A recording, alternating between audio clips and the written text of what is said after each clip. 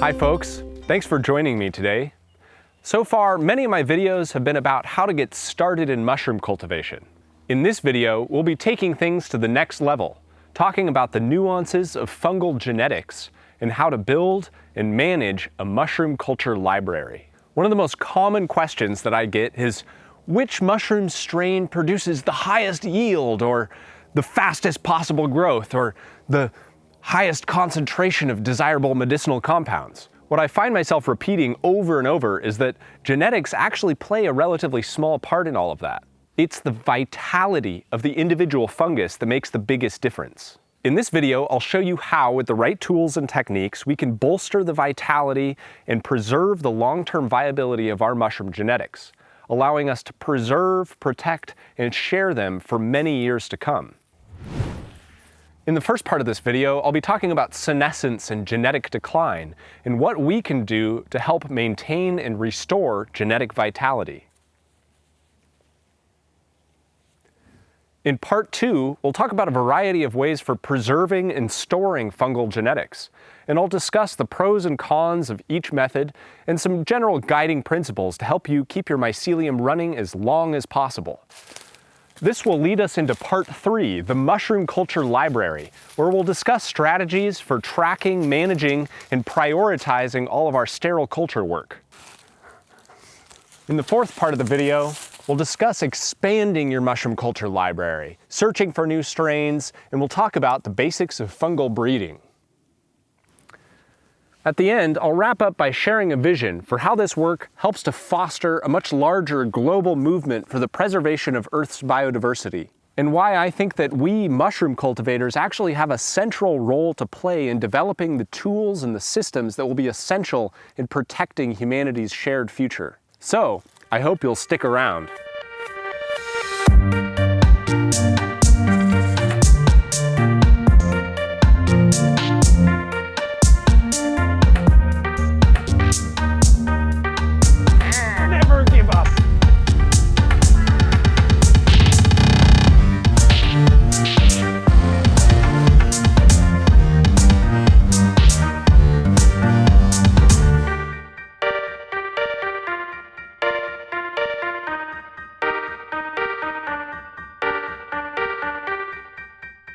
Since you're watching this, I'm going to go ahead and assume that you're already comfortable and familiar with some of the basics of mushroom cultivation and sterile culture techniques. This is meant as a follow-up to my video Mycology Lab 101, where I explain many of the terms, tools, and techniques that I'll be using throughout this tutorial. If you're new to any of this, I sure hope you'll go check out my channel and see all the other lessons that I've created on all of the other parts of the mushroom cultivation process. And, of course, make sure to subscribe so you don't miss out on any of the other good stuff we have in the works. Now, as you've no doubt discovered, mushroom cultivation can become quite complex. It's an intricate dance of many different interdependent steps, each one building on the last. No matter how careful, thoughtful, diligent, and precise you are at each step along the way, your success or failure will always be largely determined by where you start. That's why good genetics are probably the single most important factor in mushroom cultivation. Even the best techniques can rarely compensate for poor, tired, or compromised source material. On the other hand, great genetics can tolerate huge margins of error, resist contamination and disease, and produce absolutely astonishing final results. But from year to year, even the most productive and reliable genetics can fall off completely. More than one type of mushroom or strain performs better or worse than another.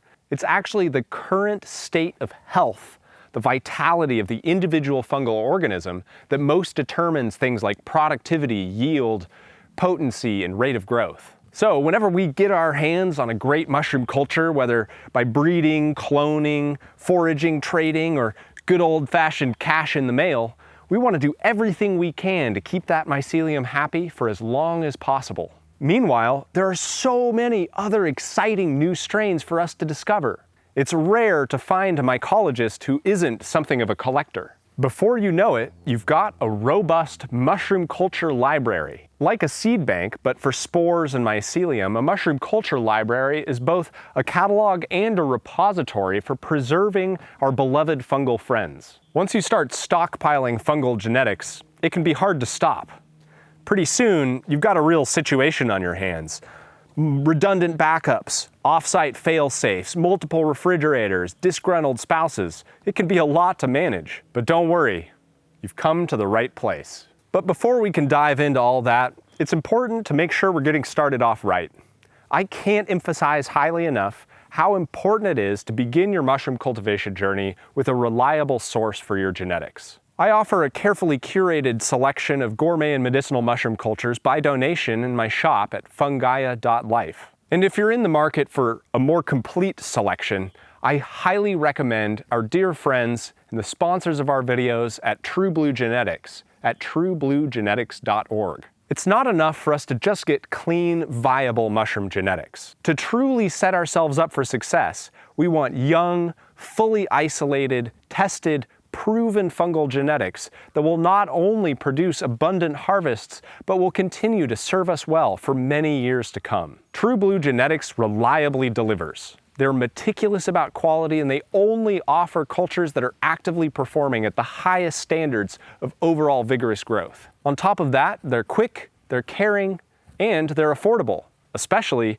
when you use the coupon code FUNGAIA to get yourself an extra 20% off at checkout, which also helps to support the creation of more free educational videos like this one.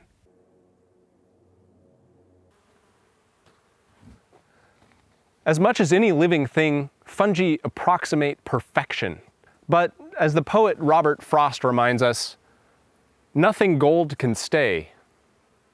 Everything has its season, and sooner or later, we have to say goodbye.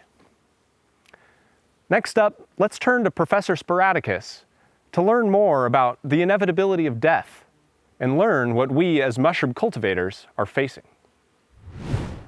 Despite the ageless human ambition to attain everlasting life, the inevitability of death remains the defining characteristic of mortal existence.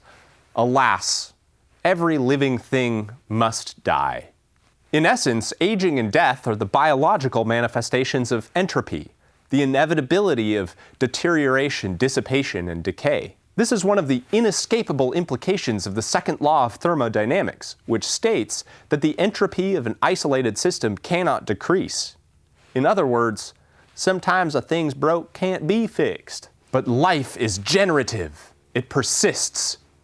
If entropy were the whole story, the universe would come to rest in perfect, lifeless equilibrium. Life, as we know it, simply wouldn't exist. The very fact that we're here at all is proof that the greater part of the story is how life overcomes death through regeneration, renewal, and rebirth.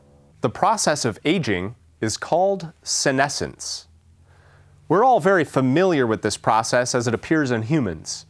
The wrinkles, the crunchy joints, the hideous, outdated wardrobes. But even as committed as humans have been to solving the problem of aging, the exact biological mechanisms at work are actually a matter of considerable debate. When it comes to fungi, this inquiry is even more mysterious and complex.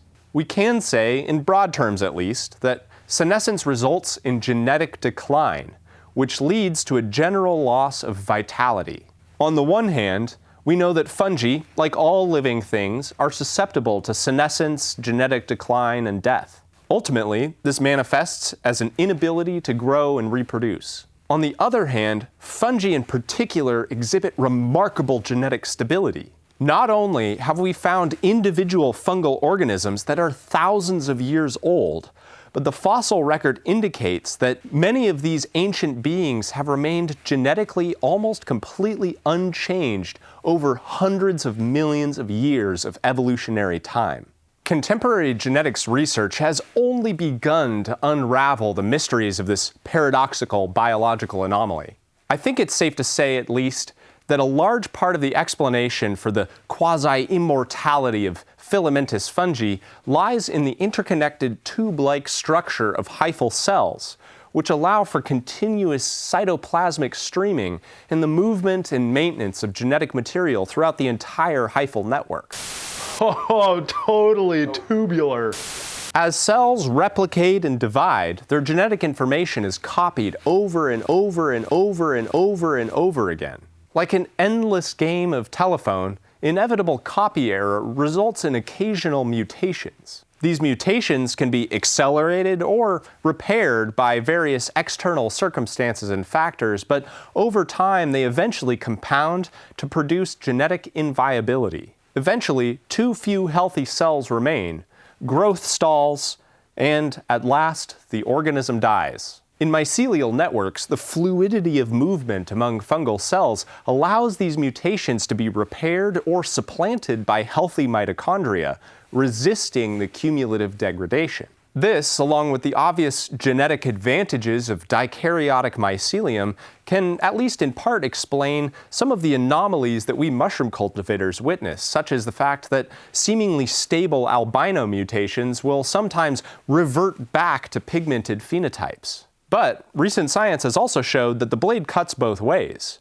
Senescent genetic material also can get passed around, corrupting the young, vigorous growth and perpetuating unviable mutations. This may shed light on what many mycologists have observed when an otherwise bulletproof wild mycelial specimen spontaneously dies after just a couple rounds of subculturing in vitro in the laboratory.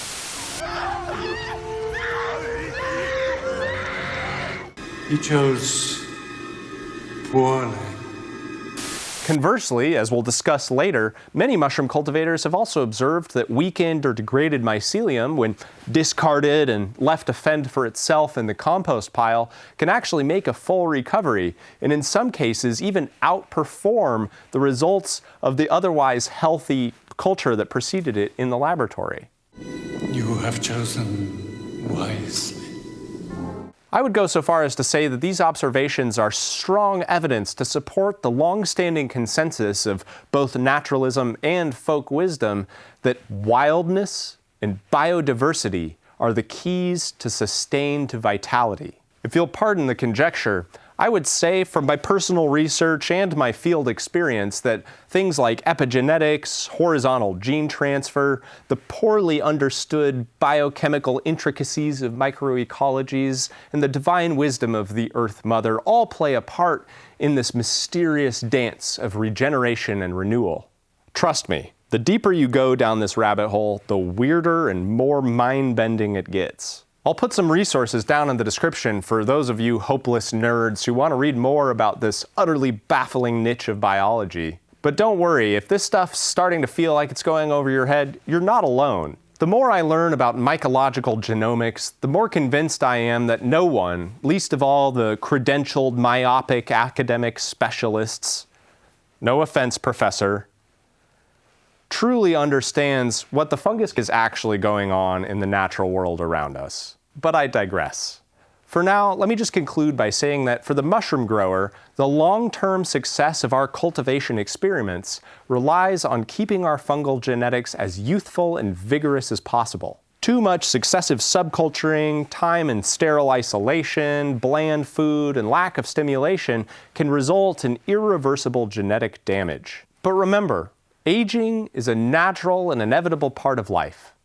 Rather than thinking about it as preventing senescence and dealing with genetic decline, let's think of it instead as maintaining genetic vitality.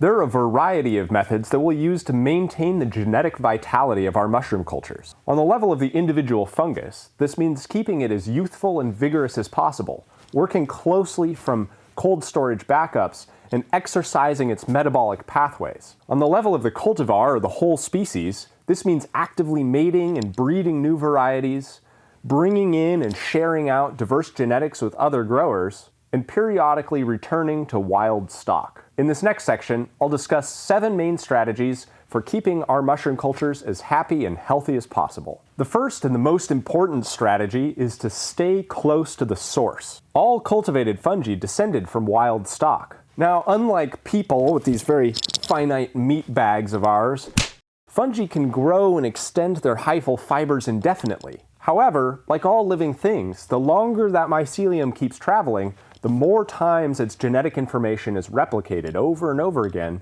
and the more likely it is over time to begin to degrade. So, rather than just cloning from one Petri dish to the next and the next and the next, it's actually much better to go back to that original plate, or to the oldest viable specimen that you have. which is therefore closer to the original genetic source. This is why I also personally prefer to work from wild phenotypes or landrace genetics than from heavily domesticated strains or mutated mushroom varieties. Our second strategy follows directly from the first, to work from backups. Mycelium is remarkably resilient and can tolerate very long periods of deep dormancy. While this tolerance varies widely between individual strains and species, most desirable mushroom-producing varieties can recover from cold storage backups for at least 2 years with little to no noticeable decline in vigor, provided, of course, that they're prepared properly. By creating redundant backups redundantly as early as possible in the life of an individual fungal organism,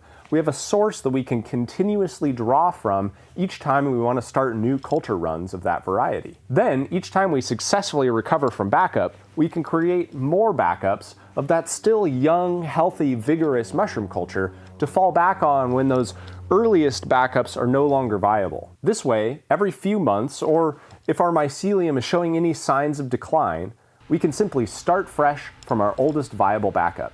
More, perhaps, than its chronological age, it's the number of consecutive cell replications that most measures the youthfulness of a mushroom culture.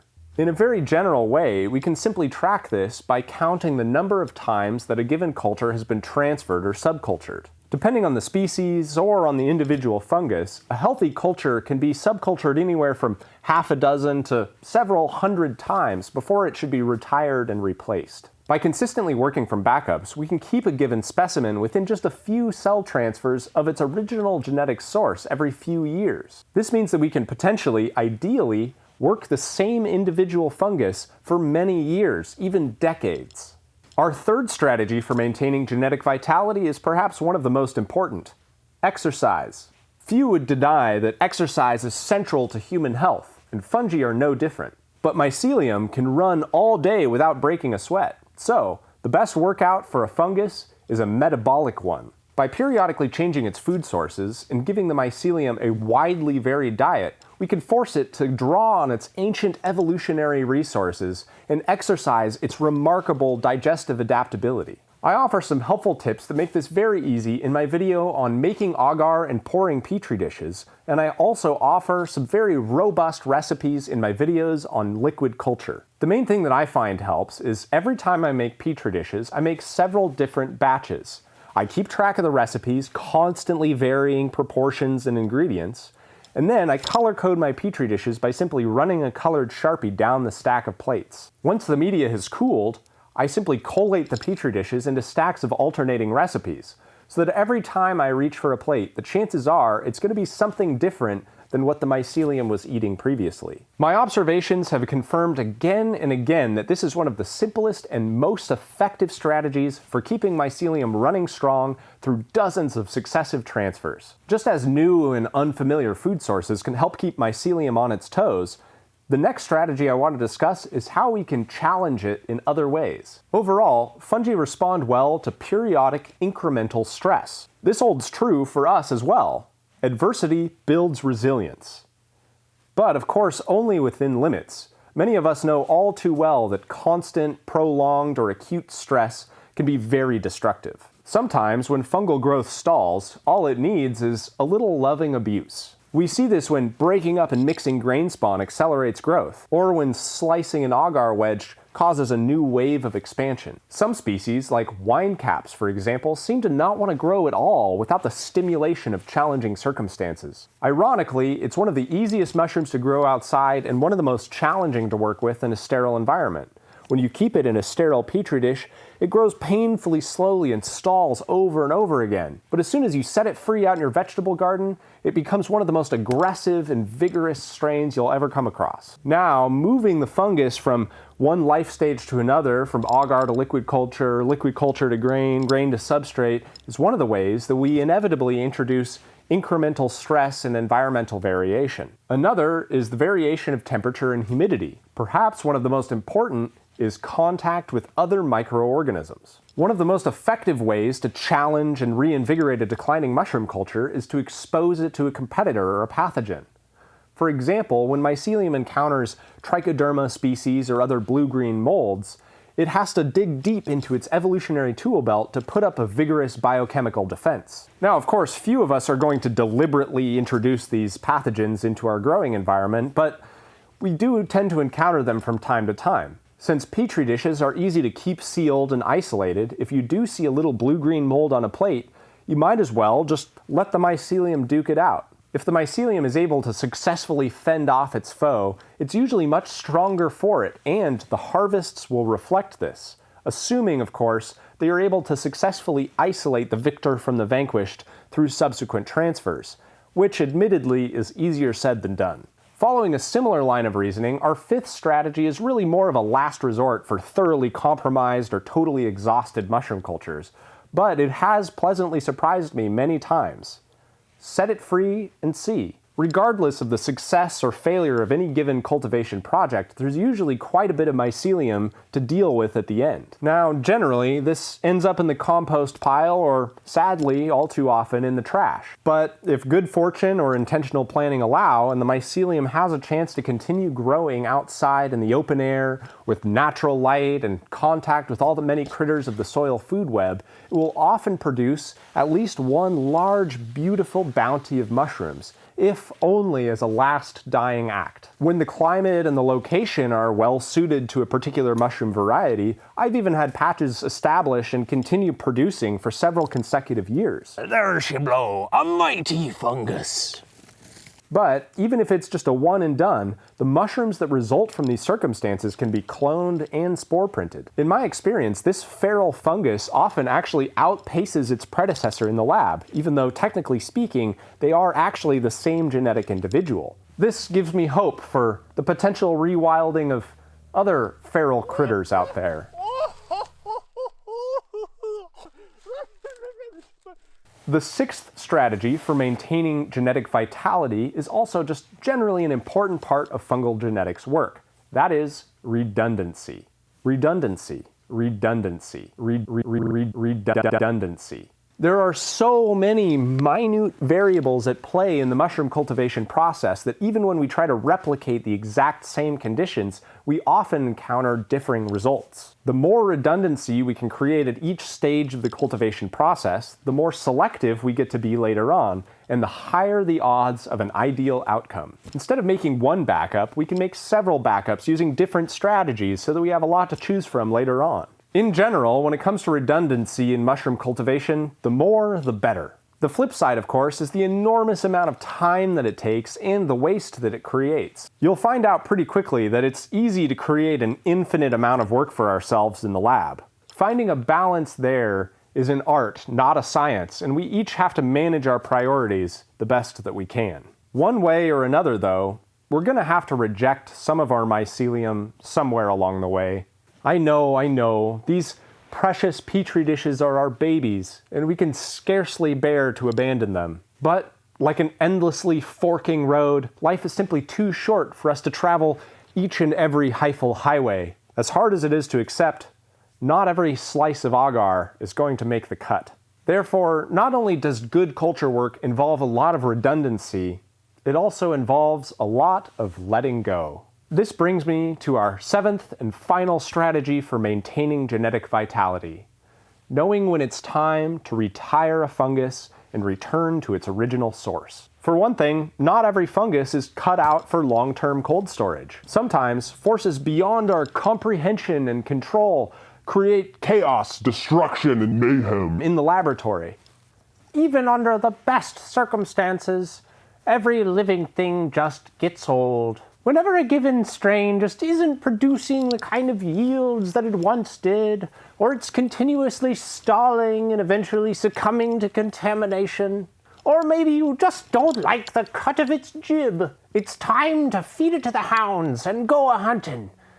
Maybe look for a wild patch, or a spore print, or of course, a fungal gene bank like your friends at truebluegenetics.org. Don't worry, there will be other fungus. The mycelium will forgive you. It understands. Fungi believe in reincarnation. They don't fear death.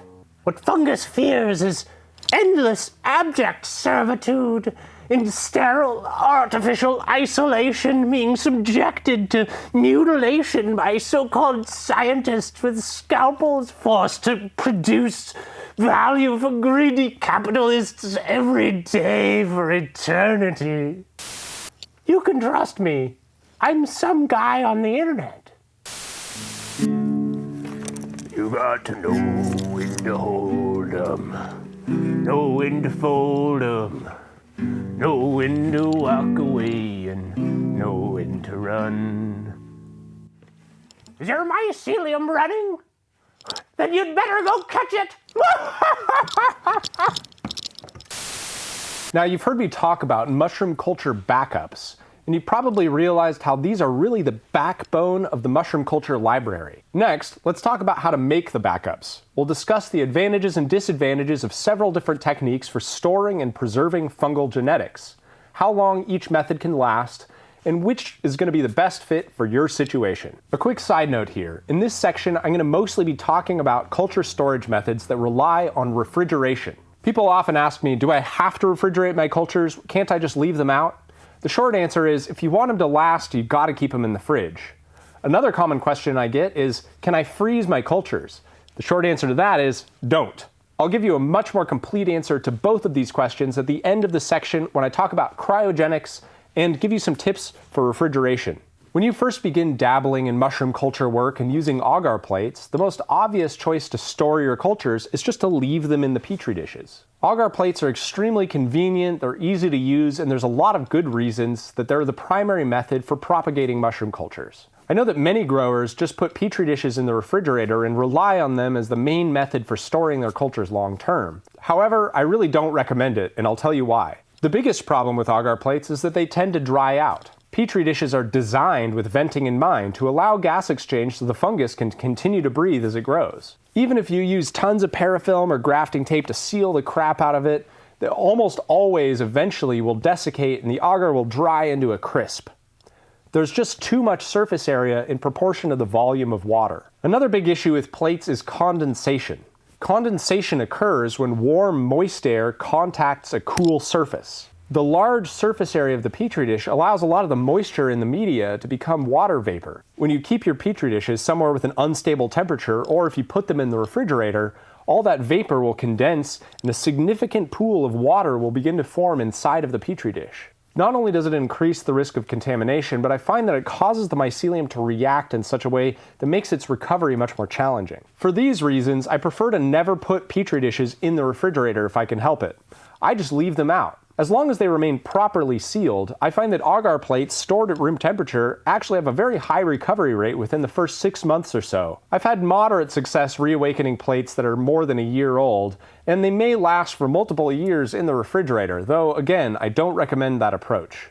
Because of the limitations of Petri dishes, the conventional method for storing fungal genetics is using slants. Slants are test tubes filled with agar media, much like Petri dishes, but with less surface area and a much tighter fitting lid. They're called slants because the tubes are laid at an angle while the agar gels, creating a little more surface area for that mycelium to run on.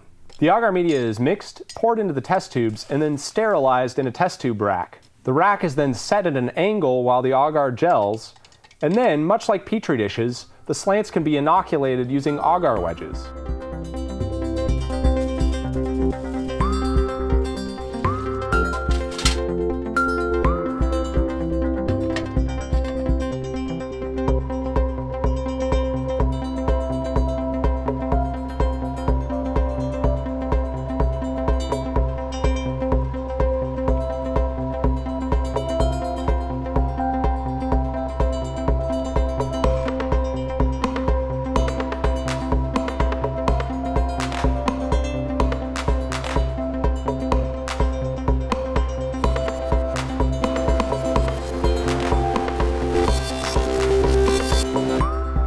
They're capped only loosely, wrapped in parafilm, and then left at room temperature to incubate as the mycelium grows. Then, the lid can be tightened all the way, they can be sealed really well, and then stored in the refrigerator. However, as you might imagine, slants still present the same problems that Petri dishes do. Though they do hold up a little better in the fridge, they still tend to dry out over time. I also find that retrieving from slants carries a higher risk of contamination, mostly due to the awkwardness of having to reach a tool all the way down into that test tube. Some growers who rely on slants claim that they can last for several years, but in my experience, you really only have high rates of recovery for about a year, which is really only a modest improvement over Petri dishes. There are some tricks to help increase the longevity of slants. One suggestion I've heard is after the mycelium is grown, you can submerge it in sterilized mineral oil. I suspect that sterile distilled water could be used with similar results. Another common trick is to make your slants with a wooden coffee stir stick submerged all the way to the bottom of the media, allowing the mycelium to run deep into the poured agar and hopefully increasing the chances of finding some viable tissue even after the upper surface dries out. Nonetheless, in my humble opinion, the time that it takes to make slants, the fussiness of working with them, and the comparatively low rates of successful recovery make them a poor choice for long-term culture preservation. The method that I rely on instead are aqueous backups. These are by far the most stable, reliable culture storage format that I've come across, and they're dead simple. Agar wedges submerged in sterile distilled water in a tightly sealed test tube. I first came across the idea of storing agar wedges in sterile distilled water in the book Radical Mycology by Peter McCoy, where he describes keeping agar wedges in jars. Most of my early backups in glass jars failed within less than 2 years, and my contamination rates were relatively high. I quickly realized that jars simply allow too much oxygen contact and have since switched to using test tubes. I like to use pre-sterilized 15 milliliter conical centrifuge tubes. These are quite common, so they're relatively easy to come by. Plus, they're small, which is a real bonus when you have to cram a lot of them in your fridge. It's also helpful to have a test tube rack to facilitate filling, or you can just make your own out of a piece of copper wire. Take care to get centrifuge tubes, not bioreaction tubes, which have a filtered lid that allows them to dry out way too quickly. First, I sterilize a jar of high-quality distilled water, and I use it to fill a bunch of syringes.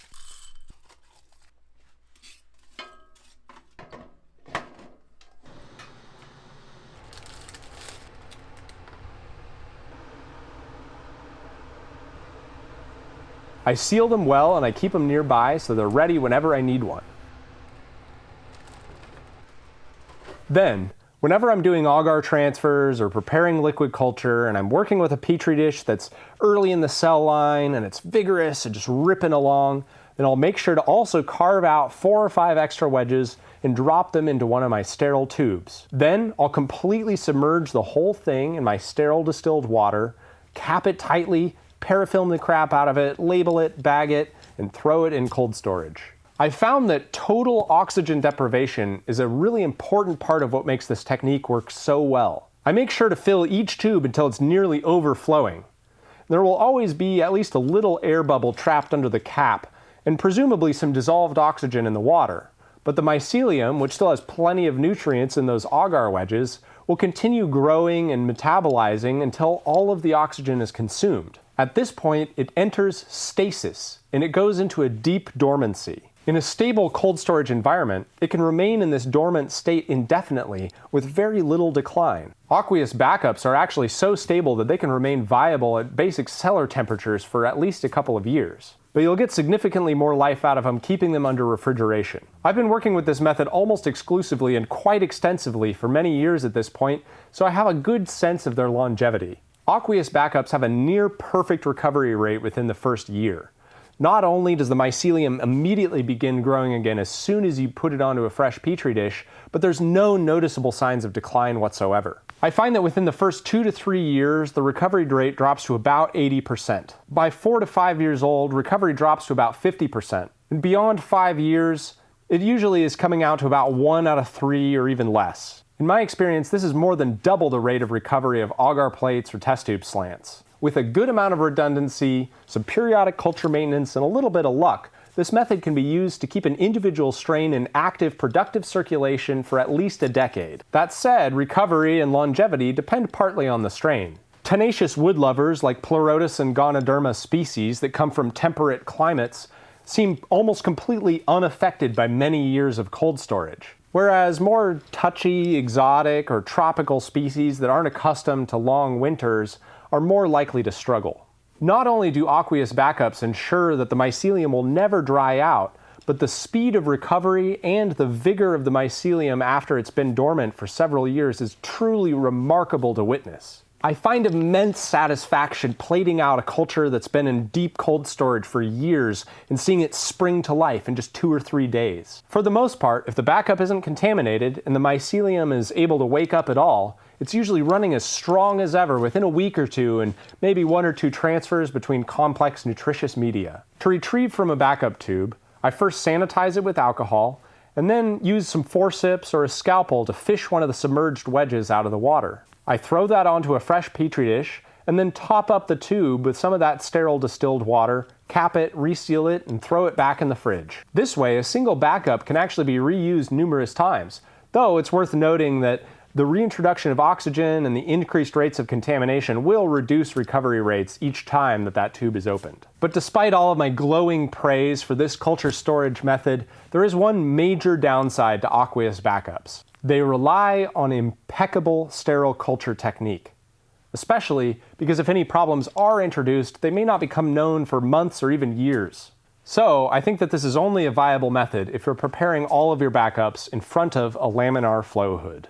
Now, I'm obviously an aqueous backup fanboy, but there is one more very stable and effective long-term culture storage method that I think is going to appeal to a lot of you, and it's certainly more accessible. That is liquid culture. If you'll allow me a couple quick stories, there are 2 experiences that first made me think about liquid culture as a backup format. The first came as I was working with aqueous backups and I noticed that a significant proportion of the mycelium that was recovering was actually what was in suspension in the water. It's what had grown from the agar wedges using the small amount of oxygen that was in that tube into the water itself. In many cases, it's actually this mycelium in suspension that recovers more readily and more beautifully than the old raggedy mycelium that's still clinging to that agar wedge that it rode in on. The other experience began with a liquid culture syringe that I inherited from a friend who had briefly dabbled in mushroom cultivation, but had long since moved on. When he heard that I was getting interested in the hobby, he was more than happy to donate some of his old supplies, jars, polyfill, and a handful of other things, including a mystery syringe of what turned out to be lion's mane. All I know for sure is that this syringe sat unrefrigerated in a syringe in a closet for at least 5 years, and presumably quite a bit longer. Of course, I didn't really think much of it, but I'm also not one to wantonly throw away fungus, so one day on a whim I decided to just squirt a little bit on a Petri dish and see if anything would happen.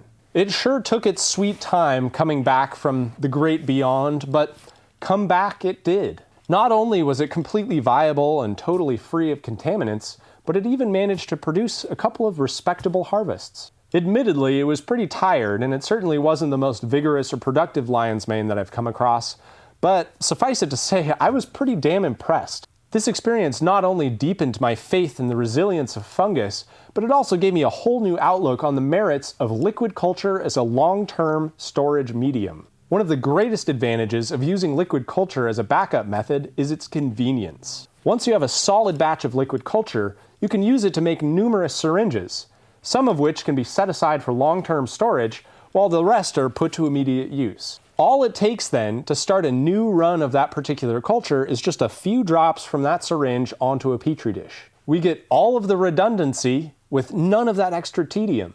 Just like with aqueous backups, liquid culture never dries out. And in a very similar fashion, the mycelium consumes all of the available oxygen within just a matter of days and then goes dormant in the tube.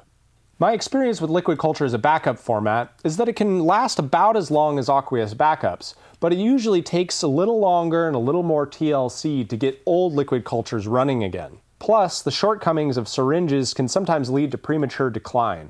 But keeping liquid culture in syringes does have some major benefits. For one thing, each time you squeeze out a few drops of culture, you just push the plunger in.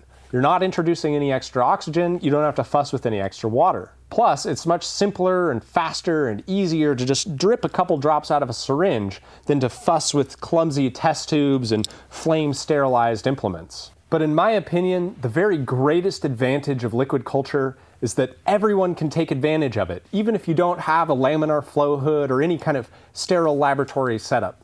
Even if you're brand new to mushroom cultivation, you too can start your very own mushroom culture library. Anytime you invest in a new mushroom culture from a reputable vendor such as yours truly over at fungaia.life, or from our beloved sponsors and partners over at truebluegenetics.org. You can use the majority of that syringe to start your various jars of grain, maybe a little bit of liquid culture, and then save just that last little bit.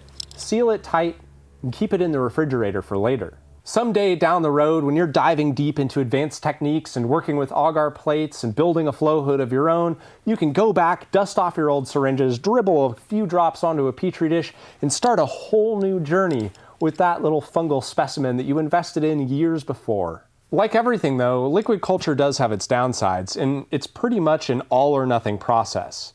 In fact, I would say that liquid culture is the most vulnerable and sensitive step in the whole mushroom cultivation workflow. In essence, the liquid fermentation process is like a biological amplification device, which means, yes, you can amplify the good stuff, but you can amplify the bad stuff too. Another issue is that syringes are just not as sound as test tubes that you can cap and seal. A little bit of fugitive mycelium always seems to be able to find its way past that plunger in search of air, and it always appears that there's at least a small amount of oxygen diffusing into the syringe, allowing the mycelium to continue metabolizing and growing, and therefore aging faster. I also have some concern about the long-term impact of trace chemical contaminants, in particular that come from the syringe plunger and the lubricant that it uses. So, in general, I like to rely on both liquid culture and aqueous backups to preserve my mushroom genetics. Anytime I'm already making some liquid culture, it's no trouble to set aside a few syringes for later,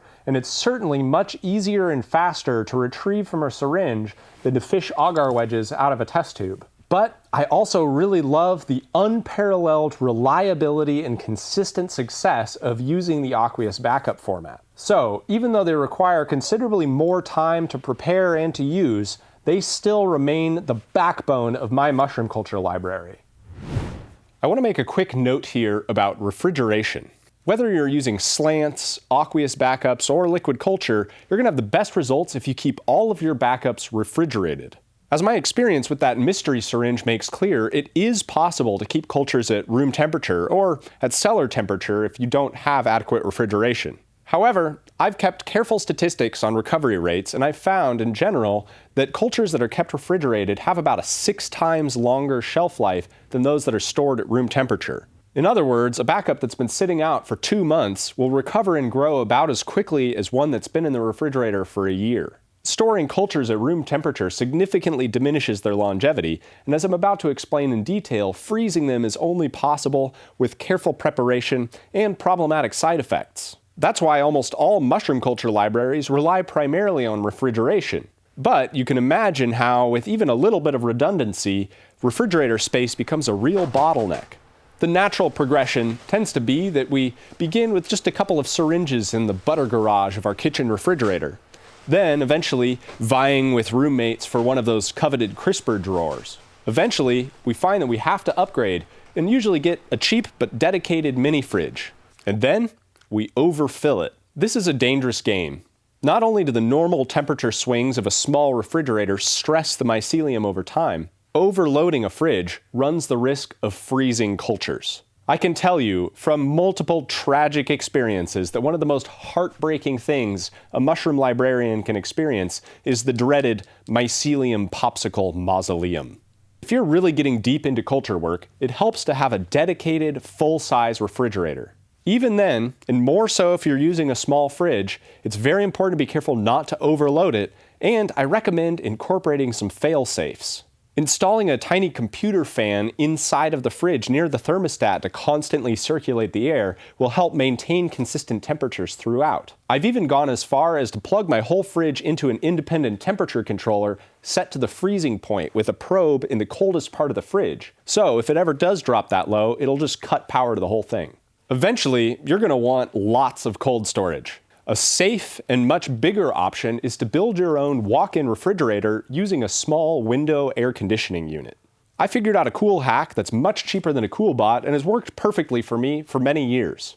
I run several of these large DIY refrigerators, one for my mushroom culture library, another for kegs for my artisanal kombucha company, and one in my personal kitchen that's under the counter so I can use all that vertical space for other things. Subscribe and stay tuned if you'd like to learn how you can make 5 to 10 times the cold storage capacity of a standard household refrigerator for less than half the cost. And the best part of these is, the way that they're designed, they will never freeze any of your precious mycelium. Before I move on, there's one more cold storage backup method that I want to talk about: cryopreservation.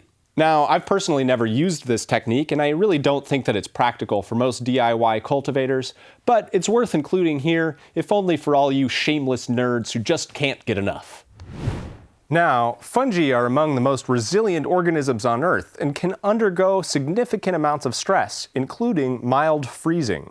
I've tested the viability of frozen cultures many times, and to my surprise, they almost always recover. But a mild freeze for a night or two is nothing like long-term storage in deep cold. Freezing can cause numerous problems. The biggest risk is that as ice crystals form, they actually fragment and destroy the cellular structure. Ice also causes osmotic desiccation, dehydrating the cells fatally over time, and also potentially leading to the toxic overconcentration of excluded solutes. To avoid these issues, if we want to freeze our fungal cultures, we have to prepare the specimens using cryoprotectants. Basically, these are antifreeze chemicals that permeate and penetrate the fungal cells and prevent ice crystallization. The most common cryoprotectants for fungi are propylene glycol, glycerol, and dimethyl sulfoxide. When added in careful proportions to our growth media, these compounds will then be taken up into the fungal cells as they grow, allowing them to be safely frozen indefinitely. Typical household freezers, like where we keep our ice cream, they generally just don't get cold enough. Plus, there are always slight temperature fluctuations, and every time you open it, you're reintroducing humidity. Over time, what this does is basically freezer burn the specimens. Most research laboratories and gene banks that use these methods to store fungal specimens keep them in cryovaults. What the? These are specialized freezers, usually using liquid nitrogen, to maintain temperatures as low as 320 degrees below 0 Fahrenheit, which is about 196 below 0 centigrade. At such low temperatures, almost all biological processes are completely arrested, and the specimen, if it survives the process of freezing and thawing, can theoretically remain viable for centuries. Hasta la vista, baby. Some private firms and many large research universities have their own cryovaults, and it's possible that they'd be willing to admit your specimens. At the very least, it can't hurt to ask. But just like with seeds, the very best way to maintain your fungal genetics long-term is simply by keeping them in active circulation. The final and most reliable long-term method for storing fungal genetics is to use spores. Spores themselves are nearly indestructible, and when stored properly can remain inert and viable for many, many years. They don't need to be refrigerated, they take up almost no space, and they can be reused over and over again to start new cultures. Just before a mushroom releases its spores, the cap is removed and placed gills down on a clean surface. Many folks like to do this in front of a laminar flow hood to reduce the risk of introducing contaminants. Petri dishes and glass microscope slides work great for spore prints, but the most common approach is aluminum foil. Swabbing the top surface of the mushroom cap with a damp cloth helps to encourage rapid sporulation. It's important to completely isolate the sporulating mushroom from any air movement whatsoever, or else the spores, which are extremely light and meant to fly, will blow around. This is most easily accomplished by placing a heavy glass bowl or a jar over the top. Notice how I use some paper towel under the aluminum foil to help create a complete seal around the base of the jar. Ideally, after about 12 hours, sometimes more like 8, sometimes more like 24, the mushroom will eject all of its spores, which will then fall directly onto the surface in the still air, making a perfect print of the gill pattern of the mushroom. The mushroom cap is removed and the spore print is allowed to dry completely so that no residual moisture lingers. Then, it can be covered and sealed, or folded tightly in the aluminum foil. Then it's labeled, sealed in an airtight bag, and cataloged with the other spore prints. It's best to store spores in a cool, dark place. UV exposure and moisture are the two factors that can significantly decrease their longevity. While spores do have the obvious advantage of exceptional longevity, they do have some downsides. For one thing, it's next to impossible to grow mushrooms and capture spores under completely sterile conditions, meaning that working with spores carries an inherently higher risk of potential contamination. While the growth resulting from a good spore mating can be unmatched in its vigor, they're inherently inconsistent and unpredictable.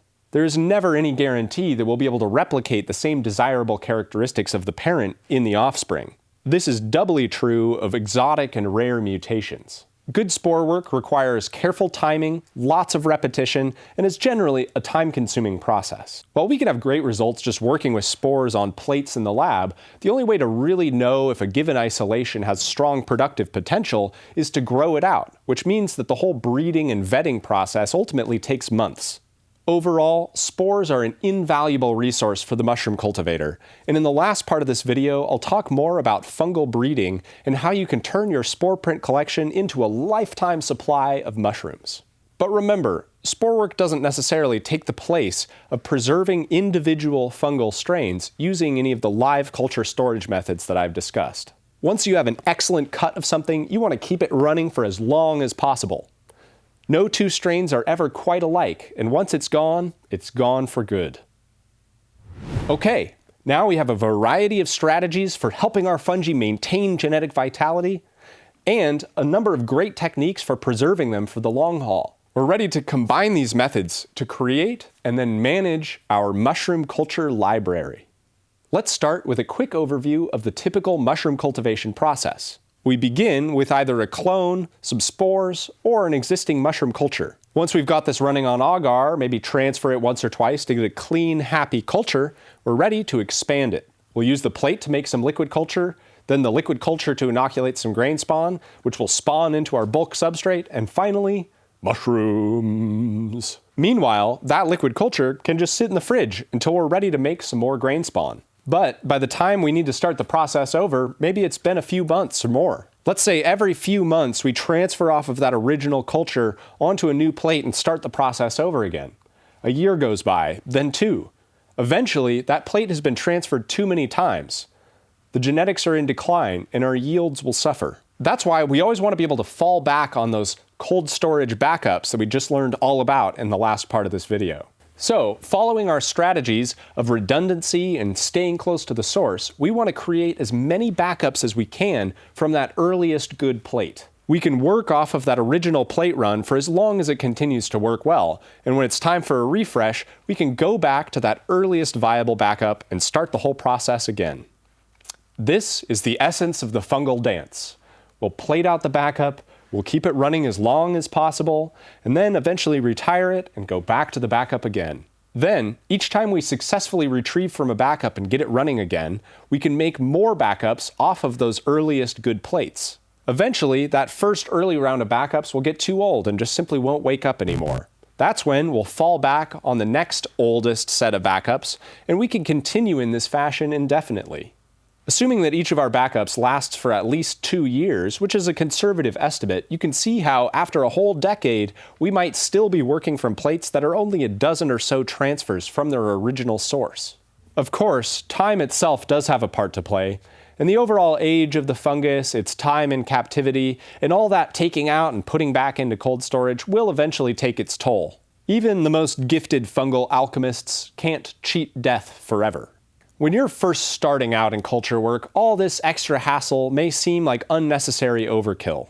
Indeed, for many commercial mushroom cultivators, there's simply no time to manage a mushroom culture library in addition to the monumental number of other tasks involved in that line of work. For many folks, relying on a commercial mushroom culture producer, such as myself, remains by far the more practical route. But if you're committed to this hobby and you want to keep after it for years to come, trust me, you will thank yourself later for taking the time now to set yourself up right for the long haul.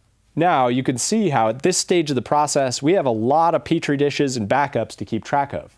Multiply that by a few dozen different species and cultivars, and you can see how this quickly becomes a lot to manage. So, let me offer some tips. Some people are apparently born with an innate gift for record keeping. I've seen quite a few mycologists who seem to love labeling, record keeping, and organizing lab data. If you're one of these people, I congratulate you, and maybe you could come help me with my bookkeeping. I am not one of those people. In my opinion, life is far too short for any more chaos wrangling than absolutely necessary. I eat once a day, bathe once a month, and always try to multitask on the toilet so I can save as much time as possible for new ideas and projects. Poop! That's why I don't want to have to keep up on making entries and consulting a lab log every time I want to know what's going on with a given Petri dish. I want all the information to be right there in one place. I want to be able to pick up any Petri dish, liquid culture, backup, or spawn bag in my laboratory and know at a glance what strain it is, where it came from, when it was transferred, how many times it's been transferred from its original source, and if there are multiple people in the lab, I want to know who to blame if something goes wrong.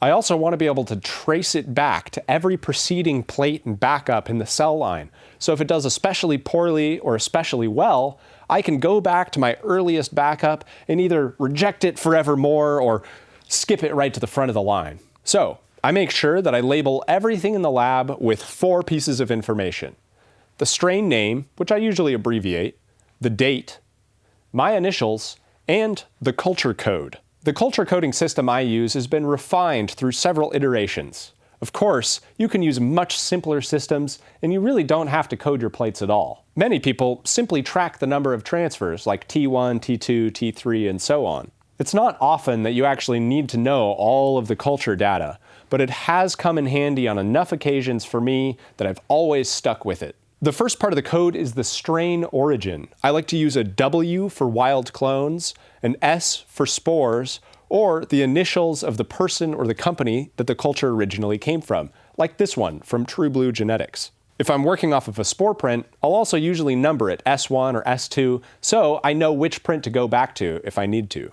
The next part of the code, separated by a dash, is a log of the transfer history of that specific plate. This is a trick I picked up from Trad Cotter in his lovely book, Organic Mushroom Farming and Mycoremediation. For the very first round of plates, each one gets a number, 1, 2, 3, etc. When one of these is transferred, the next plate gets the number from the original plate plus a letter, A, B, C, etc. This means we'll end up with something like 2A, the first transfer off of the second plate. We'll continue alternating numbers and letters each time the plate is transferred and copying the whole code of the previous plate onto the next one.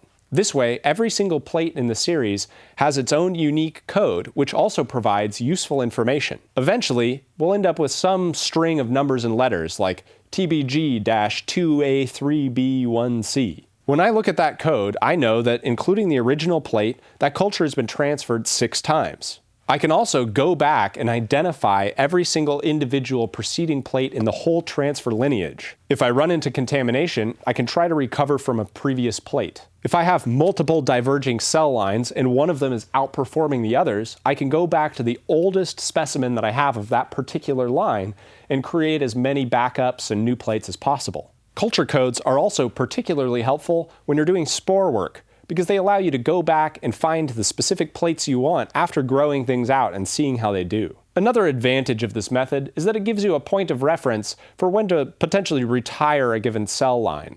If you're tired of writing out a long, complicated, messy culture code, chances are the fungus is also kind of tired of getting hacked up over and over again. It's time to go back to backup. That said, this does start to get a little more complex once we're coding our backups. This is where I actually capitulate and keep a spreadsheet of all of the different backups and their culture codes. But I still find it helpful to preserve as much information as possible on the label of the individual backups themselves. So when I make backups from a plate, I copy out the whole culture code of that plate onto the backup tube. Then, when I pull from that backup later, I simply copy out this whole culture code again, add another dash, and then continue as before. This might give me a code like S3-2A1 number 2-B2. This code tells me that this particular culture came from spore print number 3, which was plated, transferred twice, backed up, then retrieved from backup, and transferred again. Obviously, over time, this can get unruly, especially if we're working from a backup that's made from another backup. Inevitably, assuming the strain holds up for that long, I'm going to have to abandon the complexity of the whole culture code and go to an abbreviated version. In this case, I'll usually just reference the backup by date and number, using B as the strain origin code. Then, if I want to figure out the whole code, I'm going to have to go back to my hopefully accurate written records or find that original backup tube in the fridge. Of course, there are many different methods for tracking and coding your mushroom culture library, and I'm certainly not trying to say that my methods are the best. Whatever system you decide is right for you, I hope that this will at least just get your gears turning and help you anticipate some of the complexity that you might encounter later on, so you can stay aloft in the chaos when you're up to your chin in lab work and life is just sweeping you along. Before we move on, let me just offer a couple more quick tips about managing a mushroom culture library. Tip number 1, labeling. If I'm using plastic Petri dishes or test tubes, I'll just write the culture code information on the plate itself with a permanent marker.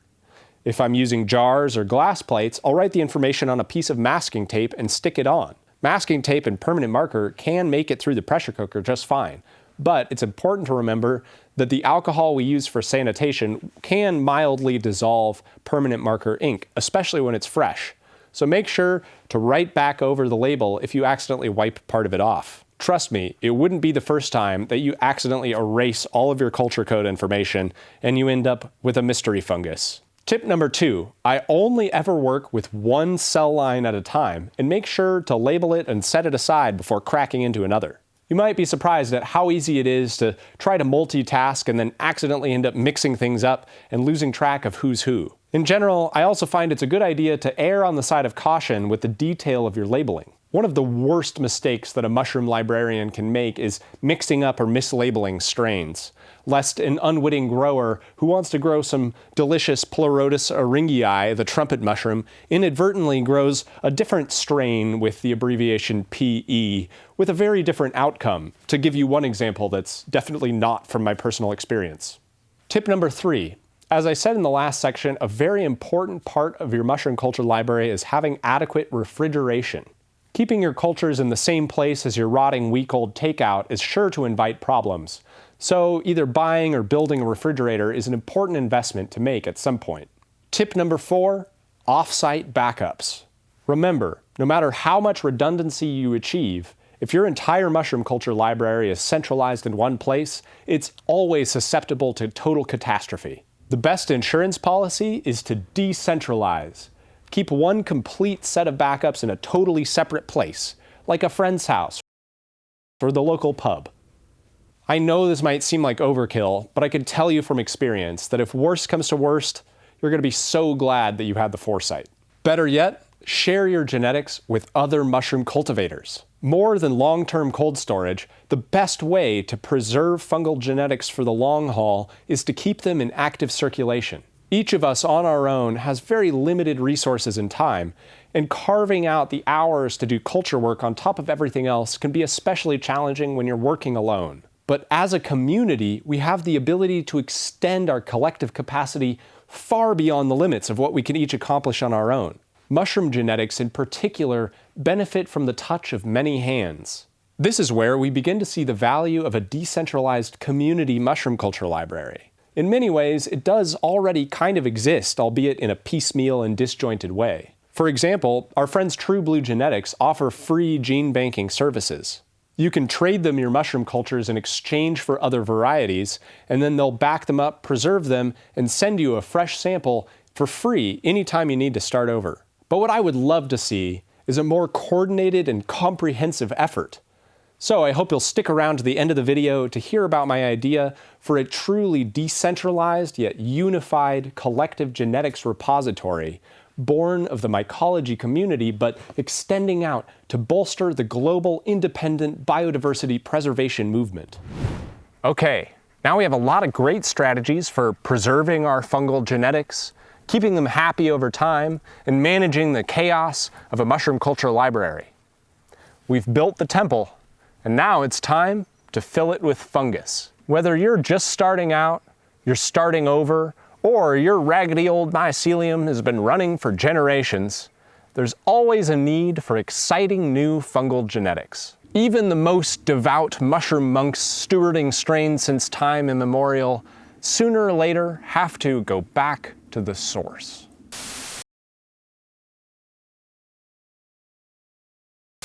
Now, as we all learned early on in school, all fungus originates in the mycelial network in the sky.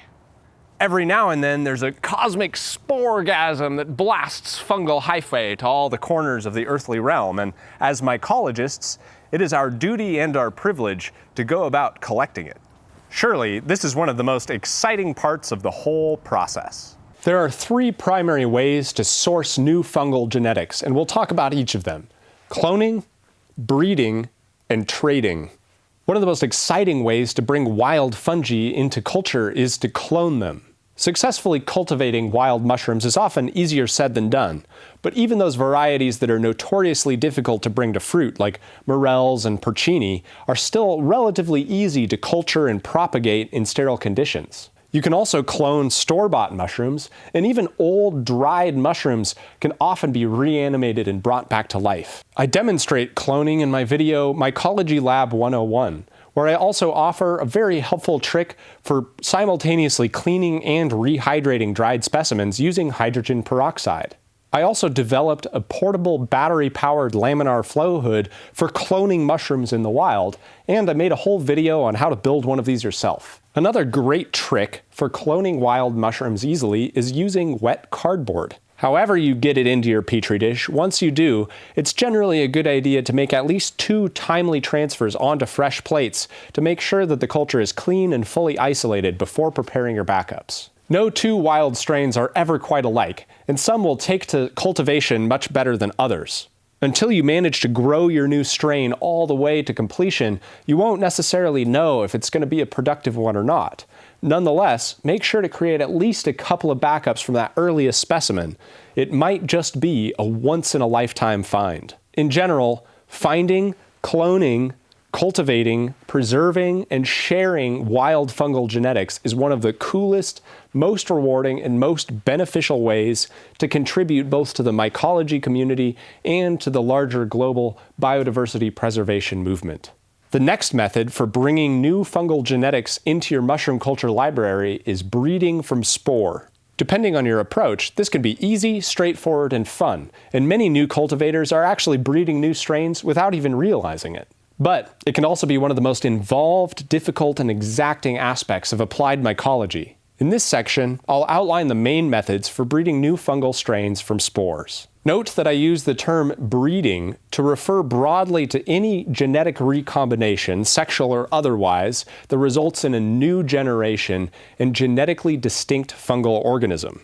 I find that new growers often refer to successive transfers from Agar to Agar, for example, as new generations and will label them G1, G2, etc. Even when you're cloning the fruit bodies themselves, the subsequent culture that you get from that is actually genetically identical to the parent. They're the same organism, they're not a new generation. On the other hand, I often see growers referring to new generations, strains attained through sexual reproduction, as F1, F2, etc. In this case, F stands for filial, nomenclature which is borrowed from plant breeders who use it to designate successive generations of hybrids. It's possible that this is used to refer to actual hybrid mushroom strains, but more often than not, it's referring to new strains produced from wild or landrace genetics, where F1 is the first generation from spore, F2 the second, and so on. In some cases, people use this terminology to refer to crosses between different members of the same species, but technically speaking, these are not actually hybrids.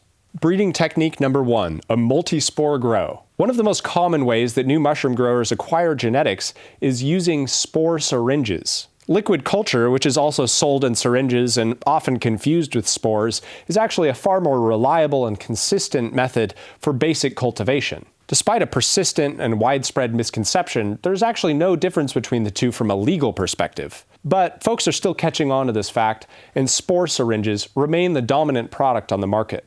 Ironically, I've actually found that many spore producers these days sell liquid culture disguised as spores, especially for some of the more exotic varieties like albinos or the strains that have a low spore load. Because spores come from mature mushrooms, it's difficult to produce them in a completely sterile fashion, and contamination is inevitably more likely. Spores also take significantly more time to germinate and fuse together to create new strains, and due to the inherently unpredictable nature of sexual reproduction, the results are usually inconsistent. This can certainly lead to some exciting stuff, but not usually the even, consistent yields that we seek for cultivation. That's why I generally try to steer new growers away from spore syringes. But spore syringes do offer one distinct advantage. As I've said, the vigorous youthful growth that results from successful spore pairings is unmatched. And using spore syringes is one of the simplest and easiest ways to find, isolate, and propagate exciting new phenotypes. When you make grain spawn from a spore syringe and you use it to grow mushrooms, this is called a multi-spore grow. If your spore producer is worth their spit, a single syringe may contain millions or even billions of individual spores. This results in a chaotic frenzy of intermingling mycelium. Because the spores presumably all came from the same parent, they're all related, and the resulting hyphal interplay allows for an incredible amount of collaboration or competition, depending on who you ask. Most of the time, multi-spore grows will produce some particularly notable, desirable mushrooms. These mushrooms can then easily be cloned, and the resulting growth is usually fully isolated and markedly vigorous. By the way, the term isolated in mycolingo refers to a specific fertile fungal individual grown from a mated pair of spores. Not only is this one of the simplest and most accessible methods for fungal breeding, it also allows us to select for unique characteristics or mutations, like large fruit bodies or unique pigmentation. By selectively cloning the most desirable mushrooms from our multi-spore grows, we can culture, preserve, and propagate these new, exciting, isolated strains with exceptional results time after time. I'll talk more about this in just a moment. A more controlled method for breeding and propagating new fungal strains from spores is to grow them on agar. Spore syringes work fine for this also, but I tend to prefer working with spore prints. On one hand, spore syringes are usually made from a large batch of many different spore prints, which means a lot of genetic variability, a lot of random interplay, and therefore higher chances of cool surprises. On the other hand, though, a spore syringe is a little bit of a black box. I have no idea what the mushrooms looked like that went into it, and since most spore vendors are producing large quantities for a profit, they're trying to get as many spores as they can, and you're more likely to get merely average results. But really, I just love plating from a big, beautiful spore print. Check out my video Mycology Lab 101 for a much more detailed tutorial on plating, germinating, and isolating spores on agar. One of the best parts of breeding our own genetics is that it allows us to be selective and influence the outcome. When we're just isolating spores on agar, we're primarily selecting for overall vigor. We're simply choosing the most resilient, hardy mycelium. In my experience, any strain that produces dense, vigorous, rhizomorphic mycelium is fertile and capable of producing beautiful mushrooms. We can verify this by taking a look under the microscope and verifying that it has made clamp connections. These are the telltale sign of a very sexy event called plasmogamy, which is an indication of a successful spore pairing. But overall vigor isn't the only criterion we want to select for. Perhaps one of the most exciting parts of breeding and doing our own spore work is what we call phenohunting, searching for new, unique, exotic, or unusual mushroom phenotypes. Arguably, the most reliable method for phenohunting is to combine these two breeding methodologies. Start by germinating spores on agar, which will allow you to verify that you're starting with clean, viable genetic material. Then, as you proceed with transferring and selecting between different plates, save the unused plates and transfer them into individual grain jars. Then, you can spawn each of these jars separately and see what kind of interesting mushrooms might emerge. This is a more controlled and iterative approach to multi-spore cultivation. I like the ratio of a 1-quart jar of grain spawn, which is about a pound, to about 3 pounds of substrate. I prefer to use fruiting bags rather than tubs or blocks for this. Lots of different agar plates make lots of different grain jars, hence lots of different bags, and many opportunities for unique growth. Bags are quick, easy, and allow for a much larger number of smaller grows. In turn, this means we get to be even more selective and significantly increases the chance of us finding something truly unique and special. This also means that instead of just selecting for the strains that grow the fastest or the strongest, we could select for a wider variety of characteristics, such as potent medicinal properties or unique morphological characteristics, different kinds of pigmentation. Or with some controlled experimentation, we could even narrow down to strains with specific dietary preferences, environmental tolerances, or even specific disease resistance.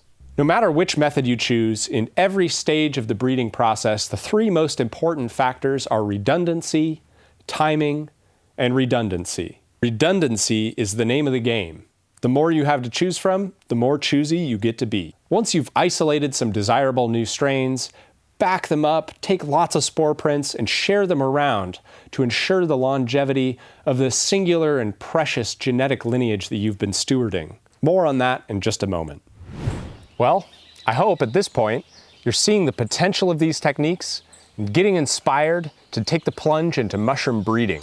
On the whole, I would say that the methods I've just described will provide you all the tools you need to breed some exciting new strains and confidently join the ranks of the wonderful and devoted DIY mycology breeder community. As with all things in the fungal realm, the deeper you travel down this rabbit hole, you'll find the deeper it goes. I'd like to wrap up this section by talking a little bit about some more advanced breeding techniques. Going back to our discussion at the very beginning, the primary purpose of breeding is to forestall senescence and to help preserve genetic vitality. Genetic diversity is arguably the single most significant determining factor of a given population's longevity. Now, if you have some familiarity with plant breeding or animal husbandry, you're no doubt aware that continued inbreeding or overbreeding can lead to significant problems, not the least of which are birth defects, infertile breed stock, and over time, what's called genetic erosion. Breeders of all stripes have come up with many different methods for countering this, including hybridization, backcrossing, outcrossing, and even forced mutation. Generally speaking, these same techniques can be applied to fungal breeding as well. But here, again, we see that fungi are kind of the defiant rule breakers of the biological realm, owing at least in part to the unique cellular biology of the dikarya. Two spores from a single individual fungus can germinate, fuse, create fertile mycelium, and reproduce, making a new mushroom, releasing new spores, which then germinate, fuse again, reproduce again, and so on indefinitely. The normal rules of inbreeding just don't really seem to apply in the same way. Of course, there are limits, there are caveats, anomalies, exceptions, but overall, the underlying biology simply isn't very clear. Many of the most popular cultivated mushroom varieties are heavily domesticated and have been in active circulation in human hands for decades through countless successive inbred generations. At the same time, it's quite common for senescence to appear and mycelial growth to come to an end within a single generation. So, if this seems confusing, that's because it is.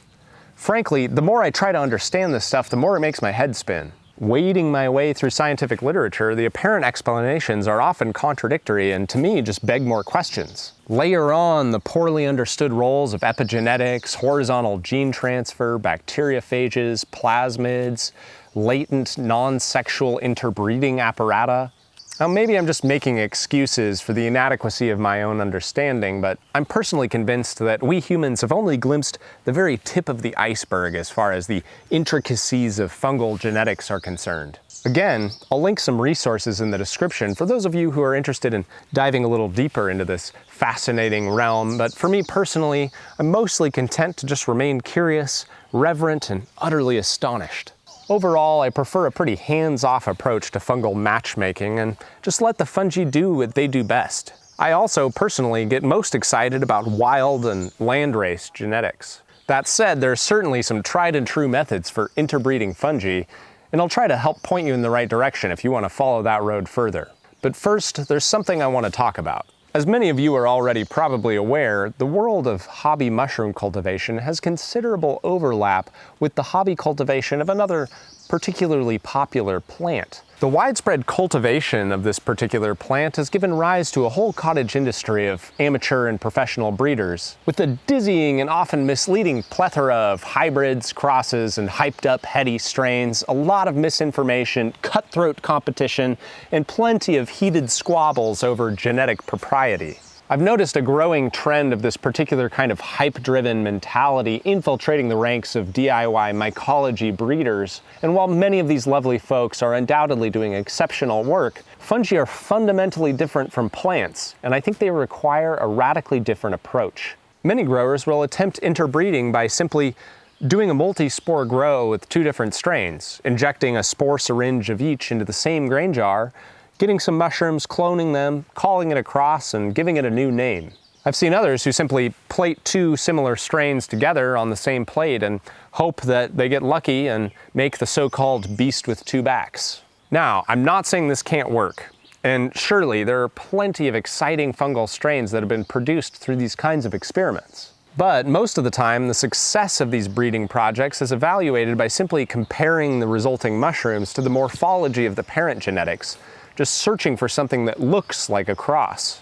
Eager as we may be to name and tout new strains, unless we're actually conducting genetic analysis or the results are unmistakably, distinctly showing morphological characteristics of both parent lineages, we can never actually be certain that what we have is the so-called cross that the breeder claims it to be.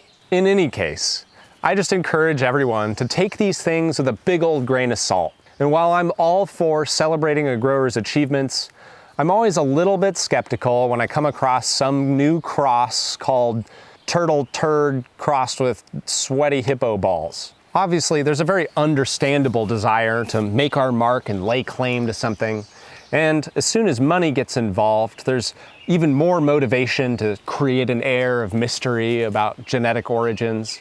But overall, this kind of obfuscation is actually really a disservice to the community, and it just creates confusion. Now, maybe we're not submitting our specimens to the British Royal Academy for proof of pedigree, but that doesn't mean that we can't all abide by a general code of ethics and maintain fidelity to source while also celebrating and honoring independent growers' achievements and contributions. So, by all means, throw some spores around, see what happens. I'm just advocating a general culture of honoring genetic origins, preserving the stories behind different strains, and erring on the side of humility when it comes to naming, claiming, gaming, and shaming.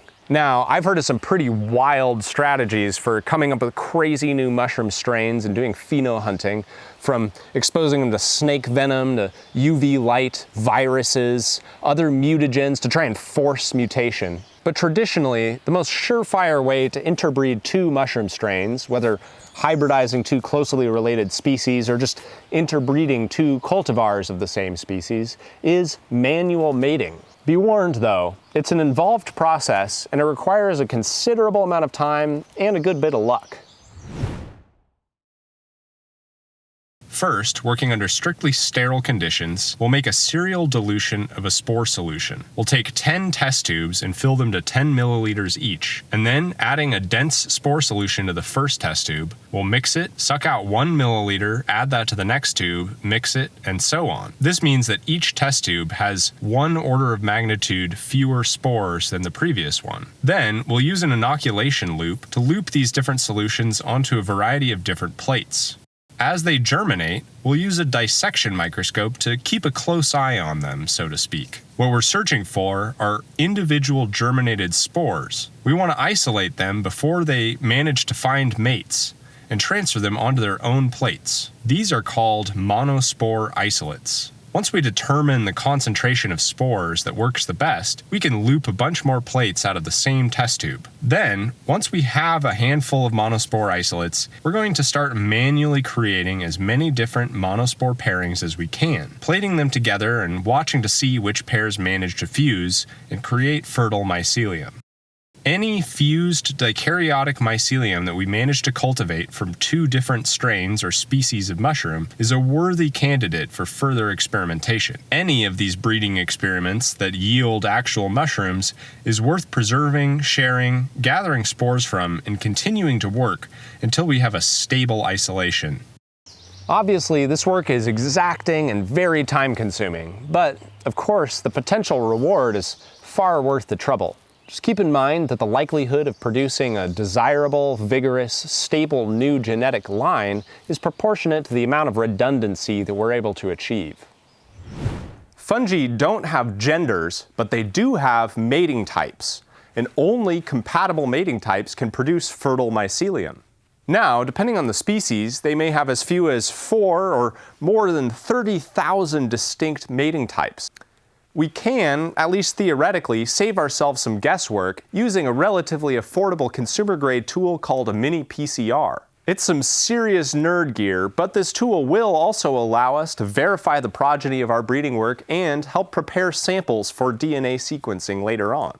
This is all well beyond the scope of this video, and frankly, it's beyond my scope as well. But I wanted to at least offer some inspiration to those of you who are drawn to this realm. Fungal breeding can be an intoxicatingly fascinating pursuit, and many of the skills, techniques, and tools that you'll be using will actually also open up some new doors to other forms of bioprospecting. The total number of fungal species on Earth is estimated to be somewhere in the range of 2 to 8 million. However, we've only actually identified and classified about 150,000 species. These are some of the most abundant and integral organisms in the biosphere, and yet we know next to nothing about them. Most of the existing efforts to find and classify new and useful fungal species are limited to academic research institutions and biotechnology specialists. But meanwhile, many of the most important scientific discoveries of all time were made by amateurs and by casual observation. Take this guy, for example, van Leeuwenhoek, a Dutch draper from the 17th century who made his own microscope lenses so that he could look at his fabrics. This led to his discovery of what he called animalcules, which we now know as microbes. To his contemporaries, he was a total kook. But today, he's widely credited as establishing the basis of modern microbiology more than 200 years before its widespread adoption. Genetics are nothing more than biological information. Life is encoded in mysterious ciphers all around us, awaiting an attentive eye and a keen perception to unravel and embellish it. Trust me, no one has all the answers. The true scientists are the ones who still faithfully hold the question. No one else lives in quite the same place, with the same mind, the same imagination, and the same neighbors as you do.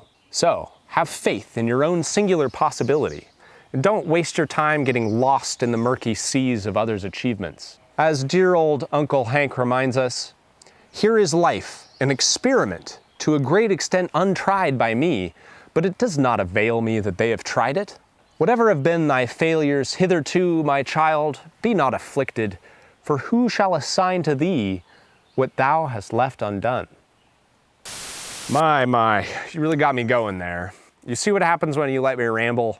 I start quoting Walden, spouting off about hypesters and iconoclasts. Where was I? Ah, yes, how to bring new genetics into your mushroom culture library. We've talked about cloning and we've talked about breeding. There's just one more source of new fungal genetics that we should consider: each other. In general, the hobby mushroom cultivation and DIY mycology communities are a real breeding ground for a culture of gifting, sharing, and free and open exchange. There are countless online and in-person groups, forums, Discord servers, underground networks of mushroom enthusiasts who are not only happy to share genetics, but also skills and knowledge and ideas, owing, no doubt, at least in part, to the life-affirming impact that these incredible organisms have had for all of us. Many mycology enthusiasts operate in gift economies, where they're happy to barter, trade, or even donate spores and cultures to other like-minded people on a person-to-person basis. For others, like myself, this is our full-time job, which is why Fungaia is a business, but it's also donation-based, and all of my products are available on a sliding scale, name-your-price basis. In turn, this allows me to pay my growing team, and even this poor guy behind the camera has to sit through hours of bad takes and bone-dry mushroom geekery so I can bring you fun, free educational videos like this one. Of course, I would be remiss not to remind you that one of the absolute best resources for growers of all stripes is True Blue Genetics. Not only are they committed to bringing you an exceptional selection of some of the finest fungal genetics in the world with consistently clean, vigorous liquid culture at affordable prices, all with great customer service, they're also dedicated to furthering the goals of the wider DIY mycology community with their free and reduced cost liquid culture scholarship program, their generous customer rewards program, and perhaps most exciting of all, their free gene banking services. You can send them your fungal genetics, they'll back them up, and they'll return you a fresh culture of it anytime you ask, free of charge, contributing their considerable expertise and resources to fostering the global community of mushroom cultivators. So, whether you're just getting started or you're decades in the works, do yourself a favor and go check out truebluegenetics.org for all your fungal genetics needs. And don't forget to show us some love and get yourself a nice 20% off by using the coupon code FUNGAIA. Now, since you've stuck with me this far, I think this is a good moment to transition from talking about our tiny niche of mushroom cultivation to taking a much broader view. I want to talk about what I believe to be one of the greatest and also one of the most underrepresented crises in human history. I want to talk about what we can do about it and why I think that we mushroom cultivators may just be the best candidates to foster that solution. I'm speaking now about the unprecedented loss of Earth's biodiversity. Let me first frame this. While the ever-present realities of climate change begin to trickle into mainstream awareness, many of the prevailing scientific perspectives and narratives focus on the planetary scale. We talk about global warming, and we talk about greenhouse gas emissions and fossil fuels. Though these factors certainly have profound significance, they tend to leave us feeling a bit overwhelmed in the face of such an enormous calamity. We feel powerless or even despairing, uselessly banging our heads against the walls of power or waiting with bated breath for the bureaucratic machinations of hopelessly entrenched institutionalized economic interests and profit-driven technological innovation to steer us off the crash course that these interests themselves set us on in the first place. But worse than merely leaving us overwhelmed at the specter of climate change as a fundamentally global phenomenon, this mainstream narrative also fails to account for the largely localized causes and manifestations of climate change, its ultimate implications for life on this planet, and, most importantly, what we can do to prevent or at least mitigate its impact. As I intend to elaborate in future videos, I'm of the informed, firm yet minority belief that the greatest environmental challenge and leading cause of climate change is actually industrial agriculture and its staggering biochemical implications. Among the most irreversible of these consequences, and the topic that I want to address here, is the exponential, immeasurable loss of biological diversity, including agricultural biodiversity and especially microbiological diversity. Desertification, aquatic sterilization, deforestation, resource extraction, industrial pollution, famine, drought, disease, and agrochemical toxicity create a constellation of interrelated pressures that are leading to widespread genetic erosion, degradation, and mass extinction among the many different types of plants, animals, fungi, insects, and microbes that create this sweet dance of life. Just as vitality is the countermeasure to senescence and genetic decline on the level of the individual and the species, it's also the greatest bulwark in the face of environmental stress on the level of the entire ecosystem. The hallmark of genetic vitality is resilience, and its salient characteristic is adaptivity. In turn, adaptivity relies on genetic diversity. A diverse gene pool is a storehouse of tools and resources for meeting and overcoming the challenges and pressures of a changing environment. And thus, the foundation of a resilient ecology is its biodiversity. One of the few points on which all environmentalists and industrial agribusiness agree is that humanity's fate relies on continued secure food production, which in turn relies on agricultural biodiversity. Without crop diversity, food supplies are dangerously susceptible to total devastation by things like drought and disease. Yet, more than 75% of total global food production relies on just 12 species of plants and animals. Of the estimated millions upon millions of different landrace varieties of corn, wheat, rice, and other cultivated grains, in active circulation around the globe during the outset of the Industrial Revolution, less than 1% remain in active cultivation today.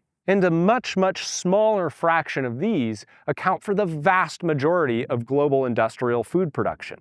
That's because crop diversity, which historically was very localized and deeply intertwined with cultural identity, has been largely abandoned in favor of production efficiency. Much of this transition occurred during the so-called Green Revolution, when the widespread adoption of synthetic fertilizers and significant advancements in commercialized breeding and genetic modification techniques all but replaced traditional agrarian practices. These developments followed on the bizarre but profoundly consequential legal designation of plant genetics as patentable intellectual property. Fast forward a few decades, and the overwhelming majority of the global seed market is dominated by just 4 companies, who, incidentally, also happen to be among the largest producers of both pesticides and pharmaceuticals. It's safe to say, or maybe it's not so safe to say, that these companies have humanity by the proverbial balls. While these companies are acutely aware of the precious value of crop diversity for maintaining genetic resilience, and have scoured the earth in the search for new varieties to patent, breed, and sell, they have a clear and vested interest in preventing rather than promoting the free exchange of landrace and heirloom seed varieties. Short of being the ones to lead at the forefront of biodiversity preservation, they have aggressively pursued every available legal avenue to all but eradicate grassroots agricultural biodiversity efforts. Meanwhile, most of the large-scale and active biodiversity preservation efforts, like seed banking, is overseen by governments and academic institutions whose funding is subject to the whims of their political overseers, many of whom, unfortunately, are on the take, so to speak, of the agrochemical industrial complex. The USDA, for example, which was originally founded primarily to oversee the collection and dissemination of one of the largest centralized seed-sharing networks in history, now doles out subsidies and financial assistance to farmers predicated largely on their use of approved corporate seed and chemicals. In addition, the farmers can't replant any of those seeds without facing bankruptcy under litigation. This results in a perpetual dependency. While seed banks are obviously a key contingency in mitigating ongoing biodiversity loss, as we learned early on in the video, the best way to preserve genetics and maintain their vitality and adaptivity long-term is to keep them in active circulation, allowing them to continuously adapt as circumstances change. So, on the other end of the spectrum from big business, many gardeners, farmers, horticulturists, agroecologists, and indigenous communities have been collecting, sharing, and disseminating seed libraries and seed-sharing networks for generations. Gathering, cataloging, and exchanging heirloom and open-pollinated seeds, much in the same way that humans have done since long before the dawn of what we now think of as agriculture. However, these efforts and these networks are usually small, they're usually somewhat isolated, and generally operate without any kind of public support. If you're lucky enough to personally know any independent farmers, then you're probably well aware of the challenges and pressures that they face on every side. It's one of the most demanding and one of the most unforgiving professions of all. Farmers also aren't generally particularly tech-savvy, and they're generally far too busy trying to successfully grow and sell their crops and keep their farm running at all to be the ones to actively develop and deploy alternative agricultural biodiversity preservation initiatives. This is where I think that we mushroom cultivators come in. We're a resourceful bunch, and I think we're especially well equipped to stitch together the various tendrils of the economic, the social, the digital, and the technical factors at play. We're connected, but we're all pretty independent. We're scrappy, but we're innovative.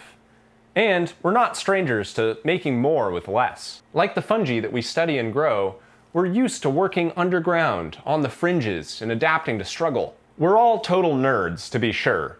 But for the most part, we're self-taught, we're self-motivated, and we like learning outside of a prescribed educational environment. We mushroom cultivators are system thinkers, we're problem solvers, and while we have our crops and our cycles, we're not tethered to the sun and the rain and the seasons the way that our plant farmer friends are. But most of all, fungi and their stewards are particularly reliant on symbiosis and collaboration, and hence particularly resistant to competitive commodification, which is a big part of why the mushroom cultivation industry hasn't given rise to Big Shroom the way certain deep pockets have sought and predicted. That's why I think that we're the ones who are the most well-equipped to mastermind a new paradigm for open source genetics exchange in the digital age. Here's what I want to propose: a radically decentralized yet unified global community for the collective preservation of Earth's biodiversity.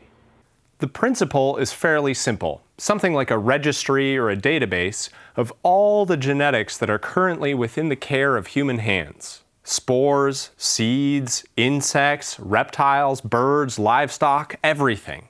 This database could then be appended by anyone who takes an interest in any of these beings, over time accruing something like a global inventory. This would include DNA sequencing data, peer-reviewed research, field observation notes, and eventually a vast ecosystem of federated marketplaces, all dedicated to the peer-reviewed, cryptologically verified, open exchange of all of these genetic resources in one unified repository. This way, rather than countless small, isolated, anemic, individual conservation and preservation efforts, we can organize, consolidate, and coordinate our independent efforts on a much larger scale, prioritizing the care of the species of greatest value or at highest risk, and reducing redundancies and inefficiencies to maximize our collective effectiveness. We can coordinate collaborative breeding projects, crowdsource disease resistance and environmental stress studies, and in effect, deputize every amateur breeder, mycologist, horticulturist, beekeeper, herpetologist, even those weird people who really love nematodes, facilitating mutual access between research institutions and casual nature lovers, between farmers and seed savers, and sowers and growers and knowers and glowworms. Imagine a vast and intricately interwoven network, like a web of mycelium, unifying every biodiversity survey, every gene bank, university, bioprospector, urban farmer, land tender, microbiologist, plant pathologist, soil scientist, that bridges the gaps between business, academics, hobbyists, and policymakers, that gives us a finger on the pulse of this immeasurable wealth of biological diversity thriving all around us despite the immense pressures being heaped on it by 8 billion hungry human meatbags. Imagine a coordinated global effort to rival the most marvelous achievements of our ancestors. A human undertaking as epic, as heroic, as immensely, incomprehensibly vast as the problems that it sets out to solve. I suggest the informal title HERA, the Human Earth Resilience Alliance. How can this be done, you ask? How can something be both radically decentralized yet unified? The answer can be found in the soil beneath your feet, in the roots of trees, and in the billions of tons of fungal spores drifting through the air. It is a fundamentally fungal imperative. Not only is all of this possible, but it's actually built on existing ideas and accessible open source tools. We'll take a much deeper dive into the technical nuances of this idea in future videos, but the backbone and central technical innovation relies on the combination of a decentralized ledger with a distributed file sharing protocol. The digital ledger would be public. It would be hosted, cross-referenced, and cryptologically verified by a large network of independently operating nodes. This ledger can be infinitely appended, but no part of it can ever be deleted, and it can never be co-opted or privatized, built on the very same technology that allows billions of dollars to be reliably transacted on massive, trustless, decentralized exchanges called blockchains. Each node is like a spore loaded with genetic information. Unified together, it makes the spore chain. Now, because of the presumably vast compendium of data that this network would eventually come to encompass, it couldn't actually live on the spore chain itself. It would just be way too big. Perhaps the most significant technical innovation behind this idea is the combination of blockchain technology, the spore chain, with a decentralized peer-to-peer file sharing protocol called the Interplanetary File System, or IPFS. Each individual spore chain entry merely contains one short line of data, which includes an IPFS content address hash. This would allow the spore chain itself to remain very lightweight, forgoing the need for large computational resources like other blockchains do, and even allowing it to be run on old, salvaged, and obsolete hardware. Each individual spore chain node would then keep a complete copy of the spore chain and update it and cryptographically verify it against all the other nodes.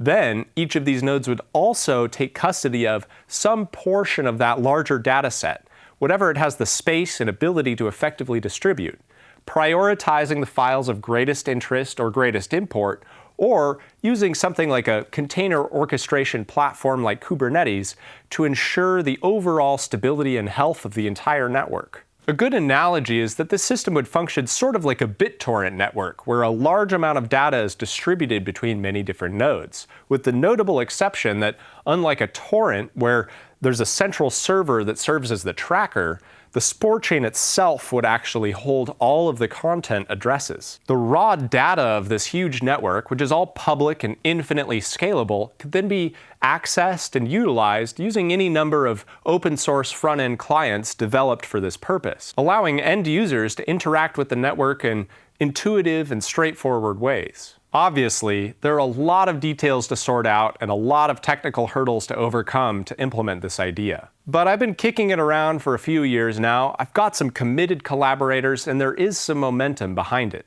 To some, it probably seems like a long shot, but I believe that fate is on our side. The one thing I know for certain is that it can't be done alone.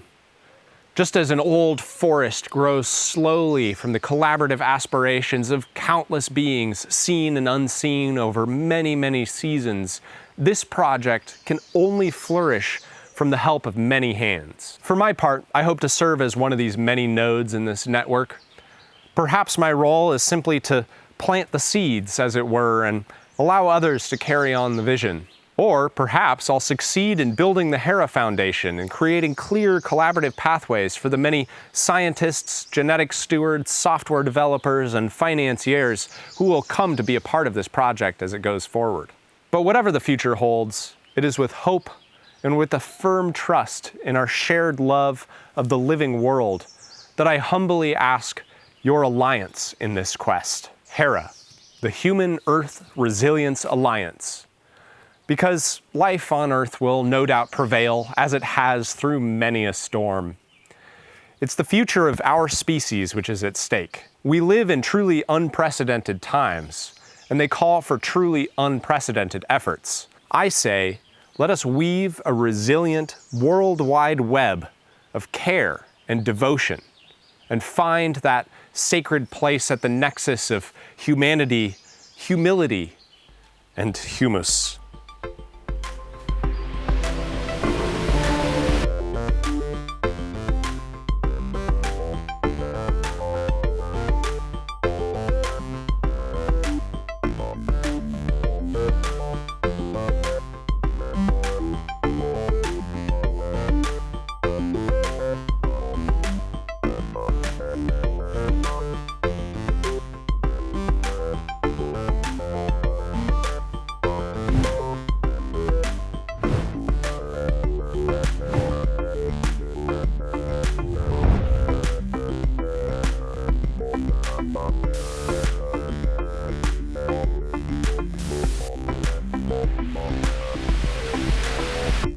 Oh, totally tubular.